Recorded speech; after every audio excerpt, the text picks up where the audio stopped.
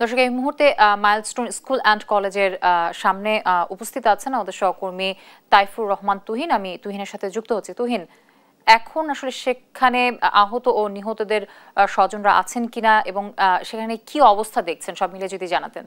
জ্যোতি, আপনাকে ধন্যবাদ।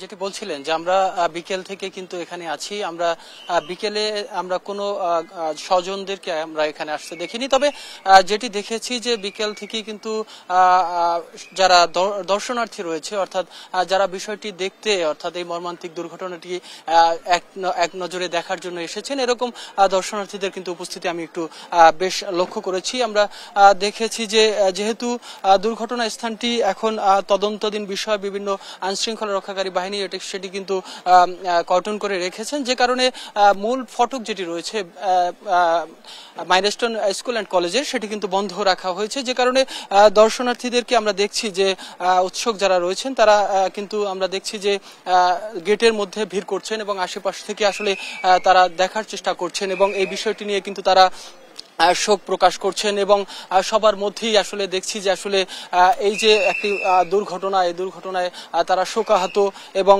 অনেকেই আক্ষেপ করতে আমরা দেখেছি এখানে এসে। তবে যে বিষয়টি গুঞ্জন রয়েছে অর্থাৎ মৃত্যু নিয়ে, সেই বিষয়গুলো নিয়ে কিন্তু আপনি জানেন যে ইতিমধ্যেই কলেজ কর্তৃপক্ষ থেকে একটি তদন্ত টিম গঠন করা হয়েছে এবং তারা ইতিমধ্যেই কিন্তু তাদের যে কার্যক্রম সেটি কিন্তু শুরু করেছেন।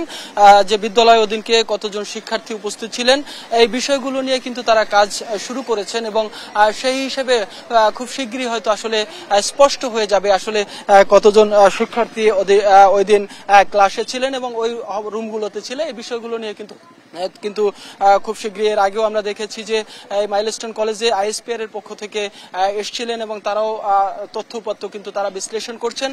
তবে এখন পর্যন্ত আমরা যে বিষয়টি দেখেছি সেটি হলো যে যে এখানে যারা উৎসুক জনতা রয়েছেন তাদের মধ্যেও রয়েছে আসলে যারা নিহত হয়েছেন, তাদের আত্মার মাগফিরাত তারা কামনা করছেন এবং সব মিলিয়ে আসলে আপনি জানেন যে যেই 6টি মরদেহ সামরিক হাসপাতালে রয়েছে, সেটিও কিন্তু আসলে ডিএনএ পরীক্ষায় শনাক্ত হয়েছে 5 জনের। তো সব মিলিয়ে আসলে স্বজনদের উপস্থিতি না থাকলেও এখন পর্যন্ত দেখছি যে আশেপাশে যারা উৎসুক যারা রয়েছেন তারা কিন্তু এখনো ভিড় করছেন। তো এই ছিল আসলে আমার কাছে মাইলস্টোন স্কুল অ্যান্ড কলেজের সামনে থেকে সর্বশেষ।